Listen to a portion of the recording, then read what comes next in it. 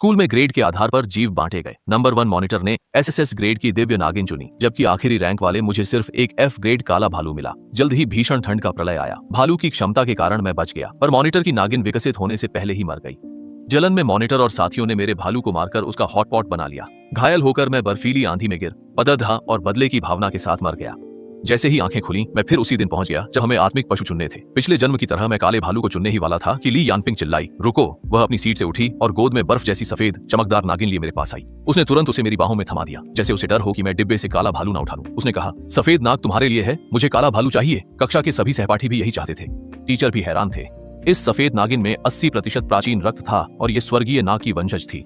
वहीं काले भालू में सिर्फ 20% रक्त था। दोनों में जमीन आसमान का अंतर था। कोई नहीं समझ पाया कि ली यानपिंग ने नागिन के बदले भालू को क्यों चुना। श्याओ येन, आत्मा पशु चुनना मजाक नहीं है, यह तुम्हारे भविष्य के विकास से जुड़ा है। जल्दी से हुएन के साथ बदल लो।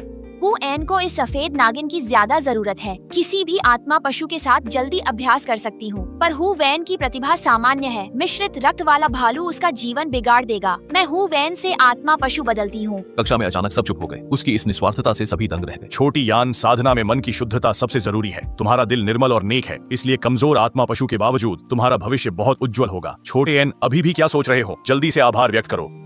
तुम्हारी झूठी हमदर्दी नहीं चाहिए, मुझे वही काली भालू दो। ली यानपिंग की नजरें घबराईं। उसने भालू को और कसकर जकड़ लिया। उसका चेहरा सिकुड़ा था, जैसे मैं उसे सता रही हूँ। हु वैन, मुझे मत परखो, मैं अपनी मर्जी से ये सौदा कर रही हूँ। ये चालें छोड़ो, नहीं चाहिए। तभी अचानक मेरी कलाई में तेज दर्द हुआ, जैसे किसी ने काट लिया हो। नीचे देखा तो छोटे सफेद सांप के 2 दांत धंसे थे और घाव से खून की बूंदें निकल रही थीं। उसने अपनी 2 मुंही जीभ से कलाई को छाटा, जिससे झंझनाहट सी होने लगी। इतनी ही देर में उसने मुझसे जीवन मरण का एक रक्त संबंध अनुबंध कर लिया। चारों ओर फुसफुसाहट होने लगी। सबको लगा हुएन मजबूत है, इसीलिए उसने सफेद सांप नहीं लिया, पर वह दिखावा कर रही थी। एक तरफ सांप लौटाने को कहा और दूसरी तरफ चुपके से अनुबंध कर लिया, ताकि ली यानपिंग मुकर न जाए। बेकार इंसान दिखावा ही करता है। अब सांप मेरा है। अनुबंध के बाद वह सो गई। उनकी बातें सुन मेरा चेहरा गंभीर हो गया। मैं यह सफेद सांप नहीं चाहती थी, पर उसने जबरदस्ती की। यह सांप जल्द ही बोझ बन जाएगा। ली यानपिंग को देख मुझे लगा कि वह सांप नहीं, बल्कि काले भालू के लिए लड़ रही है। शायद उसने भी पुनर्जन्म लिया है। पिछली बार उसने सांप चुना था और मुझे मजबूरी में भालू मिला। तब मुझे नहीं पता था कि जल्द ही भीषण ठंड का प्रलय आने वाला है। दुनिया का तापमान गिरकर -50 डिग्री हो गया और पृथ्वी एक बर्फीला नर्क बन गई। लंबी उम्र वाली सफेद सांप भीषण ठंड में जमकर मर गई, पर मेरी अच्छी देखभाल से काला भालू जल्दी ही वयस्क हो गया। जब प्रतिभा साझा करने की शक्ति खुली तो मुझे प्रलय की ठंड से कोई डर नहीं था। बाद में जब मैं स्कूल टीम के साथ सामान ढूंढने गई तो ली यानपिंग ने कई बार भालू को बहकाने की कोशिश की, ताकि वह उसका साथी बन जाए। बार बार ठुकराए जाने पर उसने गुस्से में सबको उकसाया कि अगर भालू का मांस खा लिया जाए तो ठंड से बचा जा सकता है। जब हम बाहर निकले तो ली यानपिंग ने साथियों के साथ मिलकर मुझे और काले भालू को मार डाला और हम उनका भोजन बन गए। ली यानपिंग की गोद में ब्लैक स्नो को देख मेरी आंखें बर्फ जैसी ठंडी हो गईं। पिछले जन्म में वह भालू मेरा सबसे भरोसेमंद साथी था। इस बार ली यानपिंग ने मेरी ठंड सहने की शक्ति छीन ली है, लेकिन इस धोखे का बदला अब खून से ही चुकाना होगा। मैं उसे एकटक देख रही थी, तभी उसने भी अपनी आंखें घुमाकर मेरी ओर देखा। जब हमारी नजरें मिली तो उस छोटे काले भालू ने मेरी ओर ठीक 2 बार पलकें झपकाईं। मेरे दिल में अचानक खुशी की लहर दौड़ गई। यह हमारे पिछले जन्म का एक गुप्त इशारा था कि मुझे चिंता करने की कोई जरूरत नहीं है। यह सोचकर मैंने ली यानपिंग की ओर एक दया भरी नजर डाली। इस काली भालूनी को मैं अच्छी तरह जानती हूँ। वह दिखती भोली है, पर दिल से बेहद शातिर और धूर्त है। मैं काले भालू की आंखों में देख ही रही थी कि अचानक एक ठंडी छोटी जुबान ने मुझे छुआ। नीचे देखा तो मेरी बेकार सी सफेद सांप थी, जो खूबसूरत तो है पर किसी काम की नहीं। अब जागने पर मैं बेकार नहीं हूँ और पुरुष उस काले बदसूरत राक्षस को अब नहीं देख सकेंगे। मैंने उसके छोटे से सिर को हल्के से छुआ। तुम बोल रहे हो? नन्हा सफेद सांप गर्व से मेरी हथेली में कुंडली मारकर बैठ गया। मेरा नाम लिंग जू है। यदि आप मुझे महाराज कहकर संबोधित करना चाहें तो वह भी ठीक है। छोटा नितम, तुम्हें इतनी बचकानी और नादान बातें किसने सिखाई? अधिकांश अनुबंधित पशु मनुष्यों की पहल पर ही बनते हैं। ये स्वभाव से घमंडी होते हैं, केवल बचपन में थोड़े नरम होते हैं। बहुत कम मौकों पर ही वे खुद अनुबंध की पहल करते हैं। क्लास में नियमों को सुनकर सभी सहपाठी जादुई चक्र बनाकर अपने अनुबंधित पशु के साथ अनुबंध की कोशिश करने लगे, पर मैं उनमें नहीं था। अगर अपनी आंखों से न देखता तो यकीन न होता कि एक महान प्राचीन दिव्य सर्प त्याओ मंग होई ने मुझे जबरदस्ती अनुबंधित कर लिया। लिंग शुए, तुम खुद मुझसे अनुबंध क्यों करना चाहती हो? वो औरत, वह बहुत बदबूदार है। बदबूदार? ली यानपिंग तो स्कूल की सबसे सुंदर लड़की है। स्कूल के कई लड़के उसके पीछे हैं और सब उसे खुशबूदार कहते हैं। वो सब तो अंधे हैं, उसकी आत्मा ही गंदी है। तुम्हें कैसा लगा? मेरी गोद में बैठी सफेद सांप मेरी आस्तीन में घुस गई। उसकी आवाज में झिझक थी। तुम ठीक हो? साफ और शांत। बस यूं ही मैं उंगलियों से उसकी चमड़ी सहलाने लगी। उसका स्पर्श अद्भुत था, ठंडा और मुलायम, रेशम जैसा। कभी मैं उसके सिर को छूती, कभी शरीर को। फिर मैंने उसकी छोटी सी पूंछ दबा ली। सब कहते हैं कि सांप की 7 इंच वाली जगह नहीं छूनी चाहिए, पर वह अभी छोटा है, शायद कुछ नहीं होगा। जैसे ही मैंने पूंछ पकड़ी, लिंग शुए का शरीर बिजली सा अकड़ गया और सफेद चमड़ी के बीच की त्वचा गुलाबी हो गई। हल्की परत, रुको, तुम बिल्कुल बदमाश हो। तुमने मेरी इज्जत पर हाथ डाला। वो चिढ़ गया था। मैंने पलकें झपकाते हुए हाथ खींच लिया। बच्चे, ऐसी फालतू बातें मत सोचो। यह देखकर लिन शुए गुस्से से पूरी तरह भर गया। सांप की आंखों पर भी पानी की एक परत सी छा गई और उसने सिसकते हुए अपना सिर घुमाकर मुझसे पूरी तरह मुंह मोड़ लिया। इसी समय ली यानपिंग ने अनुबंध की ड्राइंग पूरी कर ली और तुरंत काले भालू के साथ प्रक्रिया शुरू कर दी। इसके बाद अनुबंध का घेरा काले भालू को ढककर तेजी से घूमने लगा, लेकिन उस घेरे के अंदर भालू ने चुपके से लकीरें बदल दी, जिससे यह सामान्य अनुबंध से मास्टर सेवक अनुबंध में बदल गया, जहां भालू मालिक और ली यानपिंग सेवक बन गई। अनुबंध पूरा होते ही काले भालू ने गर्व से मेरी ओर देखा। मैंने चुपके से अपना हाथ मेज के नीचे छुपाकर उसे अंगूठा दिखाया। इसीलिए कहते हैं, किसी को भी नाराज कर लो, लेकिन ईमानदार आदमी को नाराज मत करो, बुरे आदमी हो। वही नाराज आवाज फिर गूंजी। बिना देखे मैं समझ गया कि ये मेरा घमंडी, शर्मीला और चिड़चिड़ा छोटा शैतान है। मैं बुरा कैसे? मैं लापरवाही से उसके ठंडे तराजू पर हल्के से थपथपा रहा था। तुम तो अपनी पूंछ से दूसरी औरतों को इशारे कर रहे थे, वो भी एक काली बदसूरत औरत से। मैंने बहुत हल्के से कहा, भाई। एक और बात, तुम बेवजह जलने वाली छोटी सी जलनखोर हो। जैसे ही छात्रों ने अनुबंध पूरा किया, क्लास टीचर ने सबको अभ्यास सामग्री दी। मैंने एक स्नैक रख बाकी लिन शुए को दे दिए। उसने 19 स्नैक्स एक एक करके बहुत जल्दी खा ली। मेरी कक्षा से बाहर निकलने से पहले ही सारे स्नैक्स पूरी तरह खत्म हो गए थे। सभी सहपाठी मुझे देखने लगे। हु वेन पागल है क्या? हफ्ते भर की सामग्री और स्नैक्स सांप को खिला दिए। क्या उसने क्लास नहीं सुनी कि आध्यात्मिक पशु धीरे बढ़ते हैं? इतने अच्छे सांप से अनुबंध करना तो बिल्कुल बेकार गया। कुछ छात्रों को ध्यान देना चाहिए, स्नैक्स का हर महीने का वितरण सीमित है। अगर तुमने बर्बाद कर दिया तो स्कूल और नहीं देगा, समझ गए? पिछले जन्म में मैं काले भालू के प्रति उदार था। अन्य छात्र 4 हिस्से खुद रखते और एक पशु को देते, पर मैं आधा आधा बांटता था। पर सफेद सांप को मैंने 19 हिस्से दिए और खुद एक रखा। बाकी छात्रों को मैं पागल लगता था। तभी मुझे याद आया कि लिन शुए ने मेरे साथ गहरा अनुबंध किया है, जिससे हमारे प्राण एक दूसरे से बंधे हैं। अगर वह पिछले जन्म की तरह पहले ही दिन ठंड से मर गई तो मैं भी नहीं बचूंगा। इसलिए अब इस नन्ही पूर्वज की जान सबसे कीमती है। जब बाकी छात्र अभ्यास करने चले गए तो मैं भी सफेद सांप को लेकर बाहर निकल पड़ा। जब मैं ली यानपिंग के पास से निकला, उसने मेरा रास्ता रोक लिया। तुम भी पुनर्जन्म लेकर आए हो, अब मेरी बारी है। काले भालू ने ठंड सहना सीख लिया है। तो अच्छी तरह से जियो, क्योंकि मैं अभी भी तुम्हें खुद विदा करने के इंतजार में हूँ। ली यानपिंग की आंखों में हैरानी आई, जो तुरंत घमंड में बदल गई। मेरे काले भालू की वजह से मैं बच जाऊंगी, पर तुम दोनों तो प्रलय के पहले दिन ही मर जाओगे।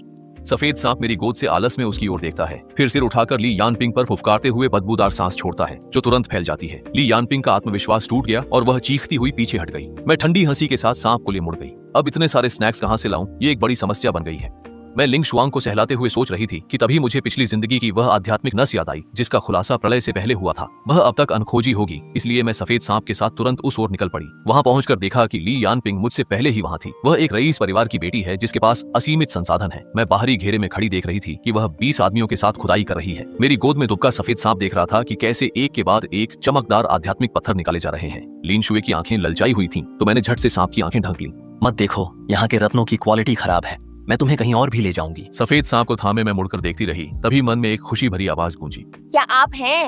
अब तुम टेलीपैथी जानते हो ली यानपिंग। उसने मुझ पर काफी खर्च किया और जागृति घास दी, जिससे मैं मानसिक संदेश भेज सकूं। आप सफेद सांप के साथ आराम करें, पत्थर निकलने पर मैं आपको बुलाऊंगा। मैं रुक गया और काले भालू की बात खत्म होते ही होश आने पर मैंने देखा कि एक सुंदर छोटा सांप मुझे शक से देख रहा है। लिंग शुआंग मेरी बाह से लिपटी थी। उसका घमंडी चेहरा मेरे सामने था और उसकी ठंडी सांसें महसूस हो रही थीं। लिंग शुए भी मुझ पर नाराज थी। तुम्हारी हिम्मत कैसे हुई कि मेरे पीठ पीछे किसी और औरत से बातें की? मैंने एक हाथ से सांप की गर्दन पकड़कर बाह से उतारा और सज्जा के तौर पर उसका चेहरा दबाया। जबान संभालकर बात करो। मैंने तो कुछ गलत नहीं कहा। तुम्हारी आत्मा में एक नर की गंध है, वही काले चमड़ी वाला, है ना? ये छोटी सांप तो काफी समझदार है।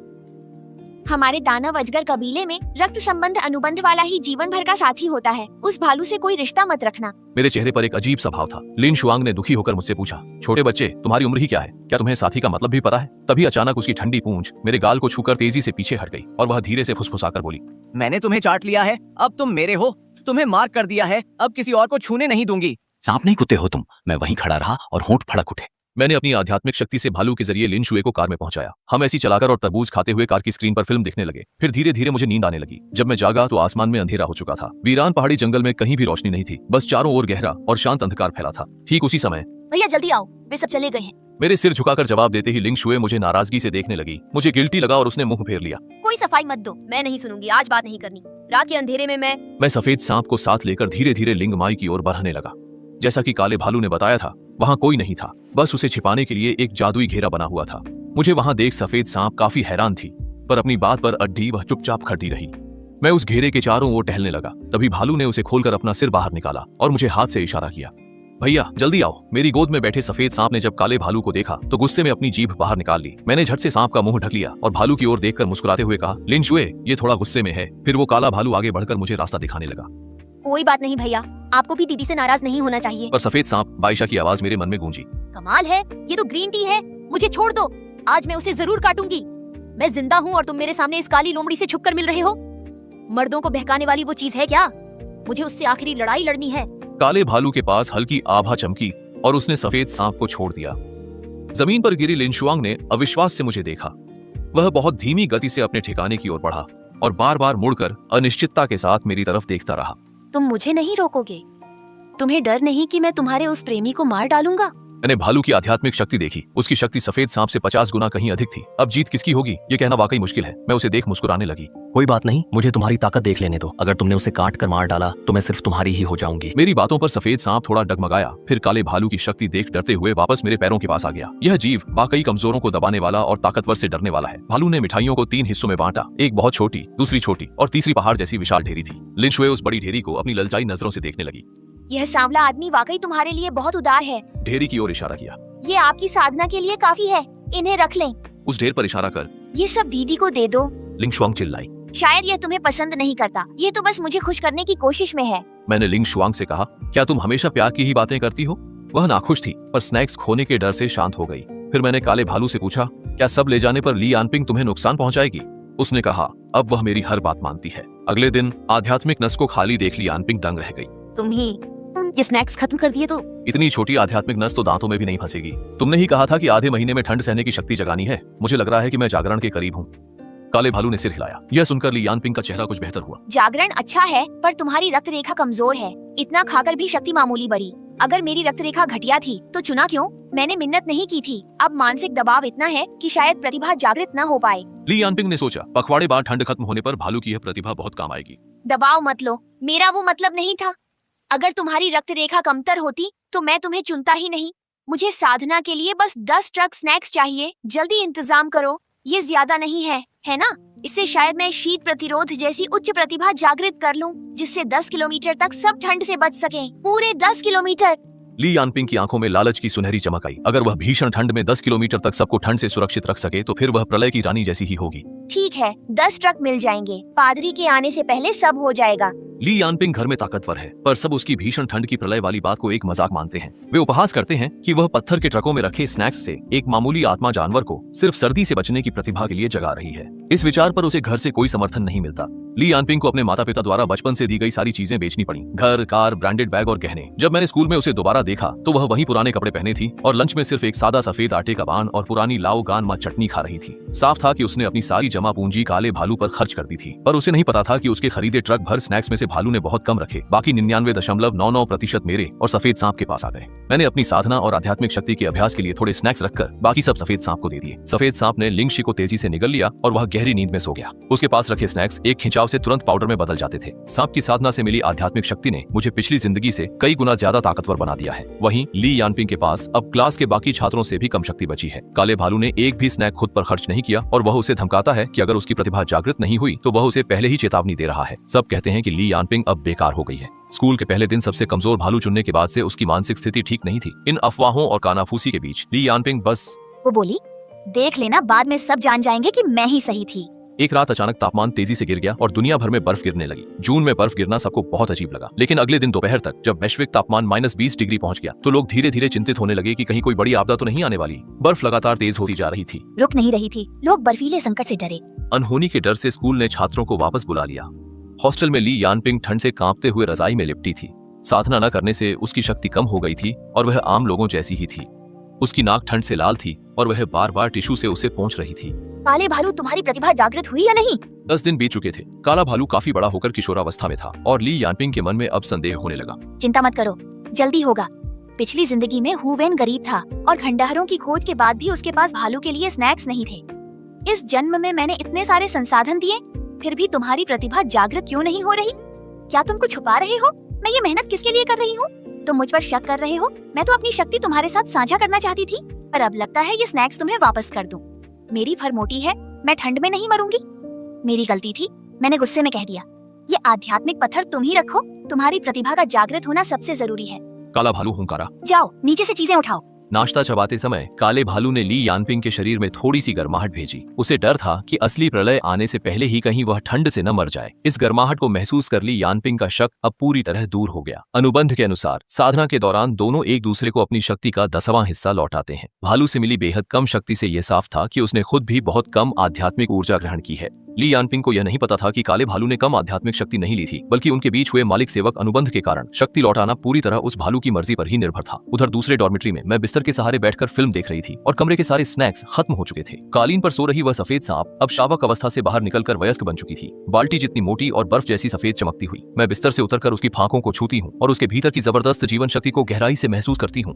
दीवार पर टंगी घड़ी की सुइयां धीरे धीरे 12 के करीब पहुंच रही थीं। असली प्रलय अब शुरू होने वाली थी। इस जीवन में सफेद सांप प्रलय के पहले दिन ठंड से नहीं मरेगी। 12 बजते ही घड़ी की आवाज गूंजी और तापमान अचानक गिरकर -50 डिग्री हो गया। मेरी आध्यात्मिक ऊर्जा और सफेद सांप की शक्ति के कारण मैं इस ठंड को नजरअंदाज कर सकती हूँ। बाहर बर्फ एक मंजिल तक जम चुकी थी। क्लास टीचर ने ग्रुप में चैन मैसेज शुरू किया ताकि सब अपनी स्थिति बता सकें और जरूरत पड़ने पर स्कूल बचाव कार्य शुरू कर सके। स्कूल में स्टाफ की कमी के कारण मैं स्वयं सेवक बन गई और अलग अलग हॉस्टल में जाकर सामान बांटने लगी। जब मैं ली यानपिंग के कमरे के बिल्कुल पास पहुंची तो मैं वहां से सीधे नीचे कूद गई। बाद में जब कई छात्राओं ने ग्रुप में सामान मिलने की पुष्टि कर दी तब ली यानपिंग ने मुझसे पूछा मेरा सामान कहाँ है? मैंने ग्रुप में तस्वीरें बतौर सबूत भेजी कि ली यानपिंग ने सुपरमार्केट से सामान स्कूल में जमा किया है। स्कूल ने कहा कि भारी बर्फबारी से सामान की बहुत कमी है। क्या ये सामान उन लोगों के लिए नहीं होना चाहिए जिन्हें इसकी सबसे ज्यादा जरूरत है? सभी छात्र ग्रुप में मैसेज करने लगे। क्या मॉनिटर को पता था जो उसने इतना सामान लिया? क्या वह ऐसा कर सकती है? आखिर यह भलाई के लिए था। सोचिए, वो सामान के लिए लड़ रही है और लोग उसे नैतिकता पर परखने लगे। मुझे फंसाकर खुद क्यों छुप रही हो? ठंड खत्म होने का पता था ना, अपना जमा सामान सबको बांटती क्यों नहीं? मैंने नूडल्स के 2 खाली डिब्बे बाहर फेंक दिए। मुझे नहीं पता तुम किस भीषण ठंड की बात कर रही हो। सबको पता है कि मेरे घर की हालत खराब है। मॉल में सेल देखकर मैंने बहुत सारे इंस्टेंट नूडल्स खरीदे और सहपाठियों में बांट दिए। सबको मिले 10-10 पैकेट हुए ने अपने पास से दिए हैं। सहपाठियों के तानों पर ली यानपिंग जवाब नहीं दे पाई और ग्रुप में सब चुप हो गए, लेकिन मुझे प्राइवेट मैसेज करने लगे। खिला दो, भले ही अच्छी छवि बना ली, पर तुम्हारा वो बेकार सफेद सांप अब तक ठंड से मर चुका होगा। ये सोता हुआ सफेद सांप बिल्कुल एक पौधे जैसा लग रहा है। बंद आंखों के बावजूद इससे निकलती प्रबल आध्यात्मिक ऊर्जा साफ बताती है कि यह जीवित है।